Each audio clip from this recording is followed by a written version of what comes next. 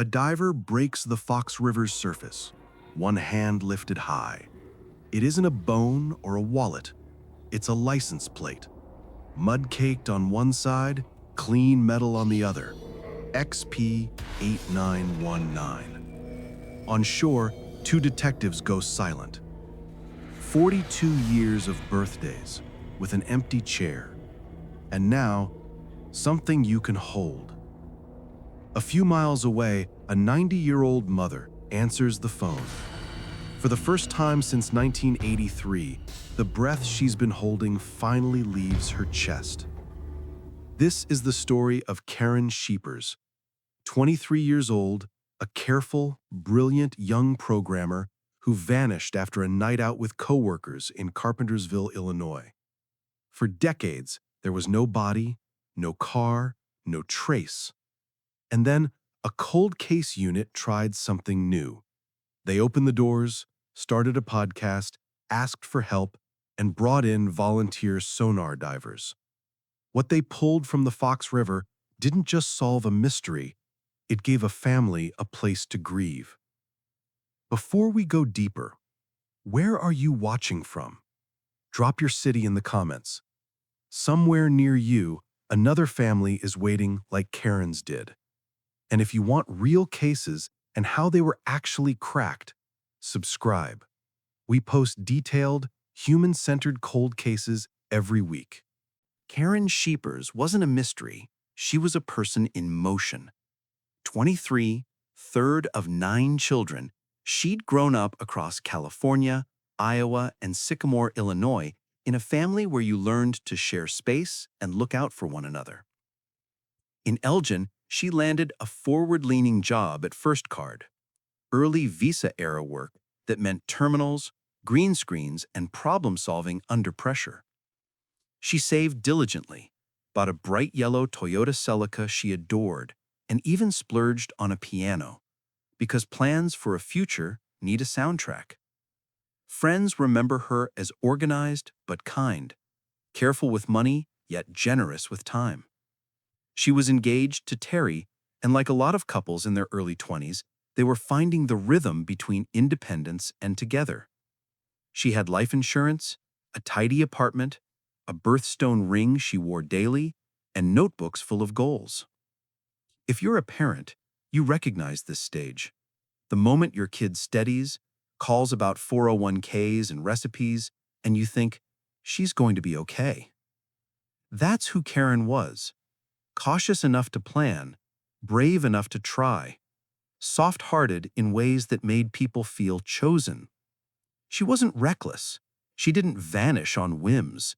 She lived intentionally, the kind of quiet excellence that rarely trends but holds families together. The yellow car, the piano, the ring, small emblems of a big truth.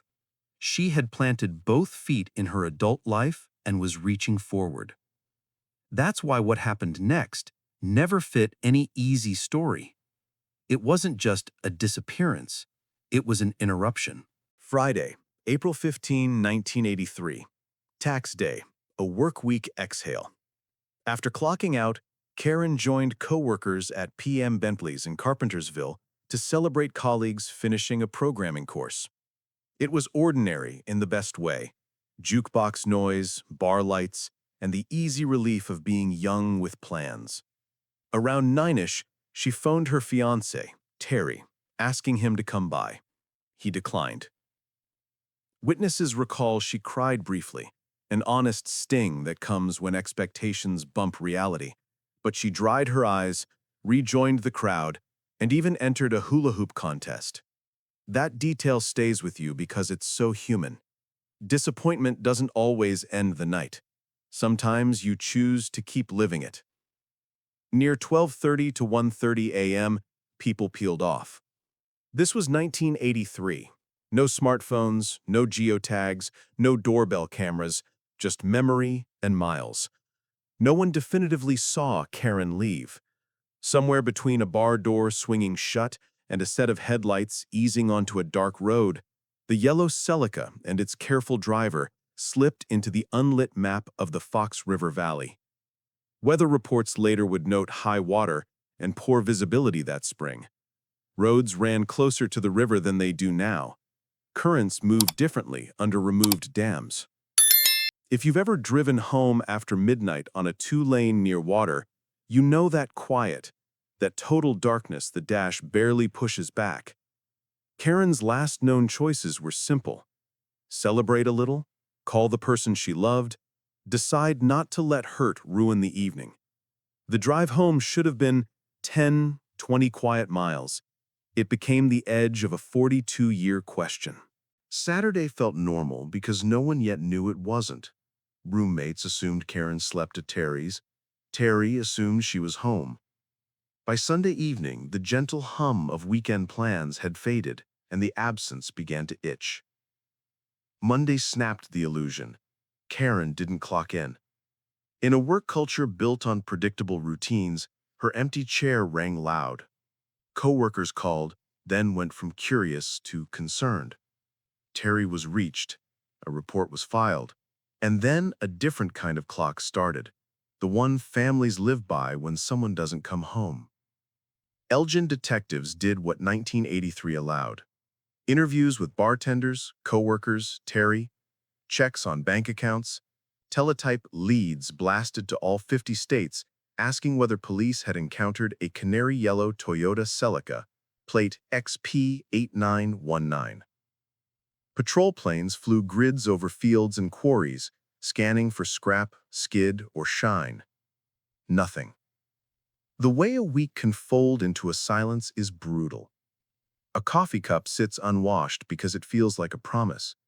A ring dish on a dresser looks suddenly sacred. Friends replay the night. Did she say which route? Did anyone offer to walk her out? Should I have stayed? It's hard to explain to people who've never waited like this. The mind insists there must be a simple fix. She broke down, she stayed with a friend, until the facts harden.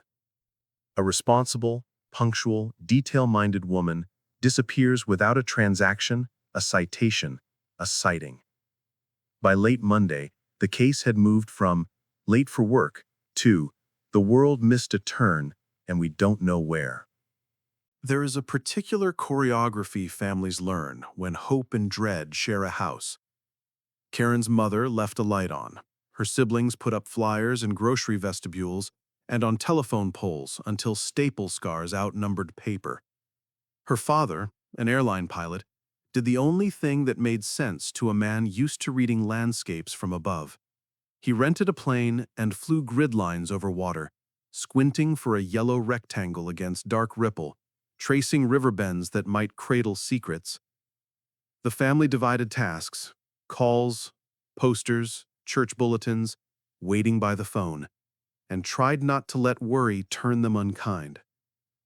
They celebrated birthdays with softened edges. They kept the holidays because grief should not take everything. They learned how to answer any news without breaking. People mean well and say the wrong things. Maybe she ran away. Maybe she needed a break. But Karen had left money unspent, a piano unpaid off, and a ring on her hand. She'd made promises. She kept them. In limbo, time becomes elastic. Weeks sprint and drag. You start measuring life by anniversaries of not knowing.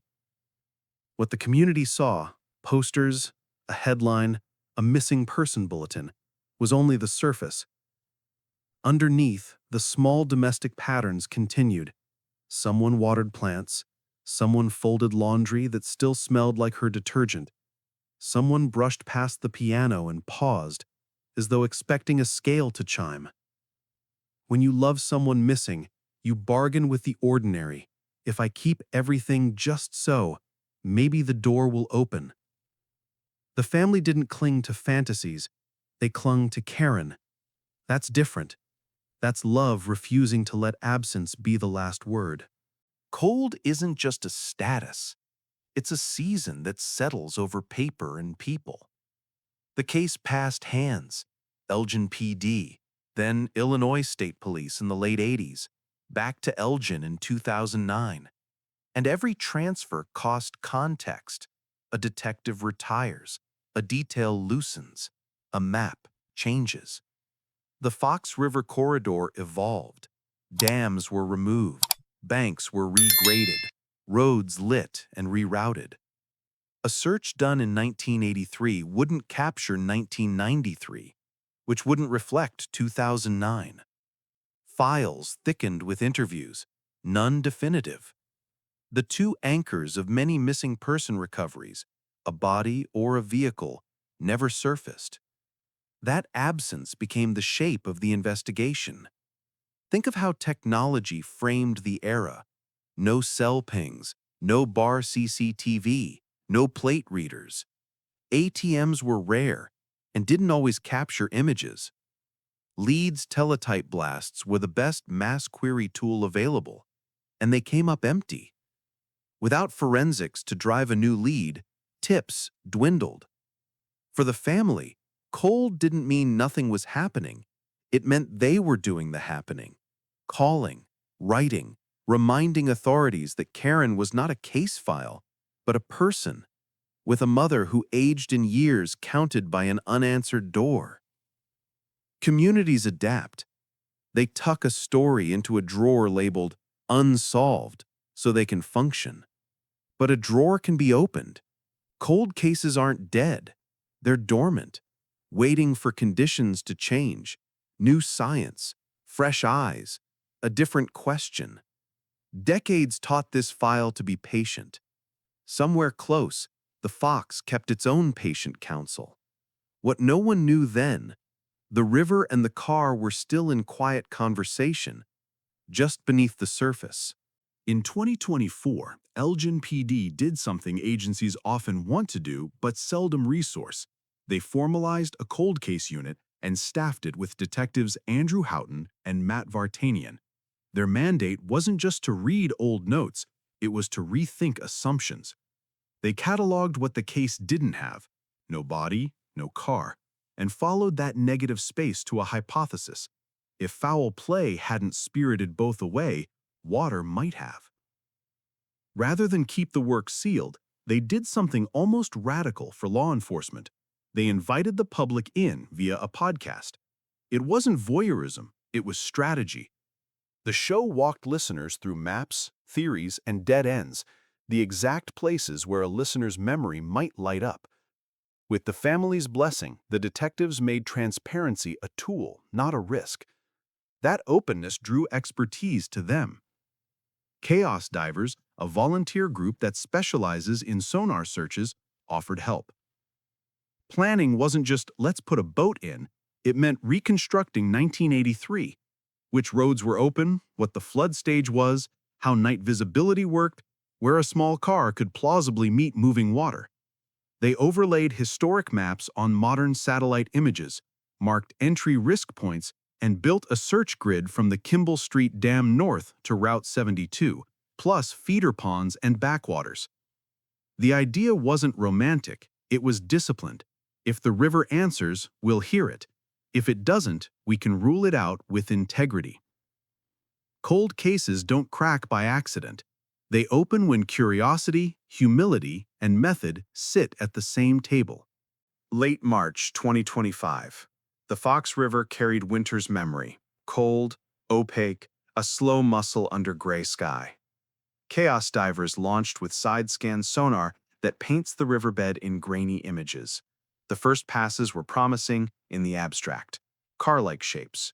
Divers went down, brought up parts, and the detectives compared them to period photos and manuals, gas caps, headlight housings, brackets. Two sunken vehicles turned out not to be Karen's. The work is patience disguised as repetition. Pass, log, dive, surface, test, cross off. As afternoon thinned, the team prepared to pivot to a new stretch the next day. Then the boat pilot said the line that changes dozens of cases a year: one more pass. Sonar is angle dependent. A few degrees can hide or reveal a silhouette. The screen bloomed with a small profile, a compact shape resting upside down, square window voids, tires. A diver shrugged back into cold gear and slipped down through 7 to 8 feet of water. 6 minutes felt long. When he surfaced, he didn't shout first. He held something up, mud on one side, clean stampings on the other. A license plate. From 50 feet, reversed and upside down, the detectives read it with the kind of disbelief that still knows what it's seeing. XP 8919. The boat fell into a hush. Up on shore, a radio call went out, and in the command post, people asked to hear it again, not because they hadn't caught it, but because speaking it makes the moment real. 42 years of speculation, answered by 10 square inches of metal. Recovery is a second investigation. With chaos divers advising, the team used air bladders to stabilize cabin pressure and keep windows intact, minimizing loss of contents as the vehicle came free. The Fox's bed here was more clay than silt. The Celica had not sunk deep, which explains how current could nudge it before it settled inverted, a common outcome when a car enters moving water. The heavy engine noses down, trapped air buoyancy in the cabin and tires, flips the vehicle onto its roof. Once on shore, technicians documented everything before opening anything. Inside were human remains consistent with decades in water, and 2 small personal artifacts that broke even seasoned cops. A sapphire birthstone ring Karen wore daily, and a piece of her 1977 Sycamore High tassel. These aren't plot devices. They're proof of life, things chosen by a woman who expected tomorrow. Glass told a story too. Front windshield intact, side windows up, rear hatch window out, consistent with pressure changes and eventual breakage underwater. The car's position and condition argued against elaborate criminal staging. If you've ever driven a flood-darkened 2-lane near a river, you know how easily a misjudged edge or standing water can erase the boundary between asphalt and current. The car didn't confess words, but it offered physics: entry, float, roll, travel, rest. For families, tangible answers matter, not because they erase pain, but because they replace invented nightmares with a finite sorrow. The Celica returned more than remains. It returned control over the story. The coroner confirmed the remains were Karen Schepers. That single fact doesn't end grief, but it ends the specific torture of not knowing where. Elgin brought in a Toyota master technician and crash reconstruction specialists. Their job wasn't courtroom theater.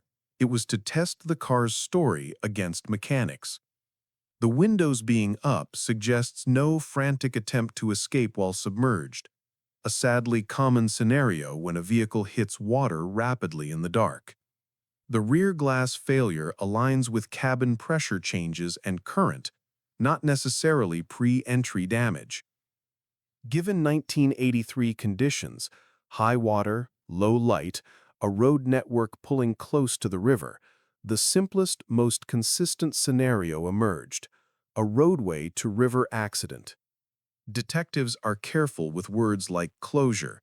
Families often dislike it. What they offered instead were answers and respect. Before telling the world, they told the family, in person when possible. Karen's 90-year-old mother did something few could. She asked the detectives how they were holding up. That grace is its own lesson in endurance. A funeral can now be planned, something concrete, rooted in ritual and ground. The ring and tassel were returned within days. Small, powerful mercies you can hold. Publicly, the case reframed what cold can mean. Not forgotten, just waiting for the right mix of humility and modern technique. Privately, a dinner table will add a name to the blessing that doesn't float anymore. In the ledger of loss, found doesn't balance gone, but it gives families back the ability to mourn in full daylight. This wasn't fate alone, it was design. 4 elements interlocked. Fresh eyes, detectives Houghton and Vartanian approached the file like cartographers, mapping what the case lacked and letting that absence guide strategy. Transparency. A public-facing podcast invited memories, corrected rumors, and kept the community emotionally invested.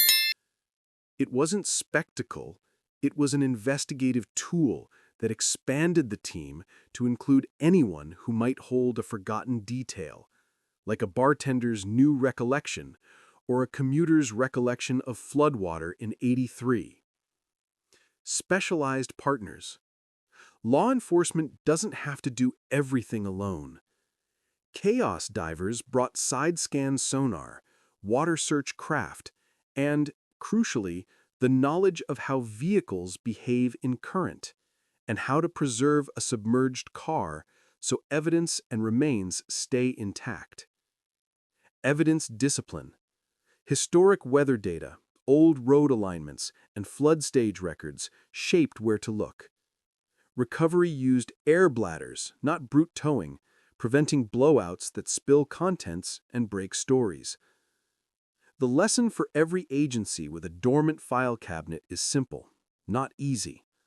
Rethink the negative space, what's missing. Open the door to the public with intention.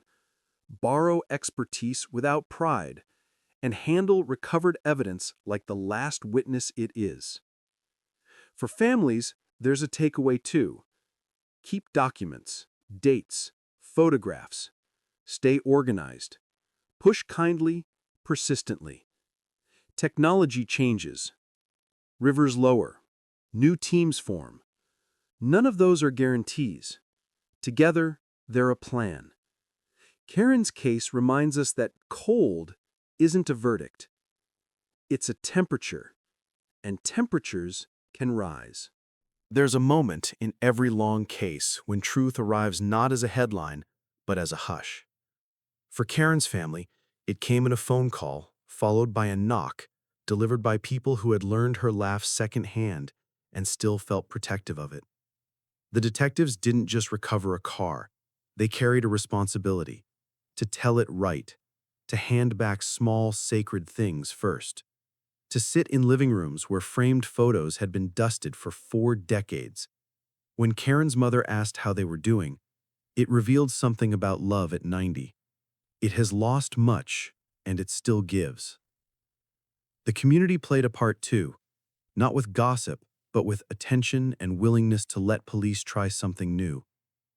A podcast is an unorthodox bridge between badge and neighborhood. Here, it held.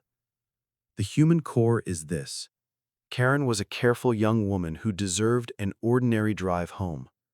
Her parents deserved not to become experts in aerial grids. Her siblings deserved to age without counting. What the river held, it did not own. When answers came, they did not erase pain, they located it. That matters. Pain you can locate can be visited, spoken to, and folded into the family story without swallowing it whole. If you've ever loved someone the world forgot to look for, this is a small restoration. Someone kept looking. Someone made one more pass. Someone lifted a plate from water, read the number out loud, and turned a 30-second sequence of digits into permission to finally grieve. Resolution here means place, a plot of earth for flowers, a date on a stone, a ring returned to a mother's palm. It means the end of sentences that trailed off for 42 years. It does not mean forgetting. We honor Karen by remembering the practical paths that brought her home. Preserve what you have: documents, photos, small artifacts. Record dates and routes while memories are fresh. And when authorities reopen a file, partner, share, don't shout. If your town has a dormant case, ask respectful questions. Has the team considered water? Reconstructed old roads? Consulted volunteer sonar groups? Cold cases are solvable when humility meets method. For those still waiting, your persistence isn't nagging, it's love in action. Keep a simple ledger. Save copies. If you're in danger or see something that feels wrong on the road, call for help. To our viewers, tell us where you're watching from in the comments, and if your community has a cold case you want covered next, add the name below. We tell real cases with care and show how they were solved so families can see what's possible. Subscribe if you value compassionate storytelling and concrete takeaways that move cases forward. We post weekly, solved cold cases with the methods that crack them, plus safety notes you can use. Leave a light on tonight for Karen and for someone near you who's still missing. And to the people who made one more pass on the fox, thank you. Sometimes justice isn't a verdict, it's a return.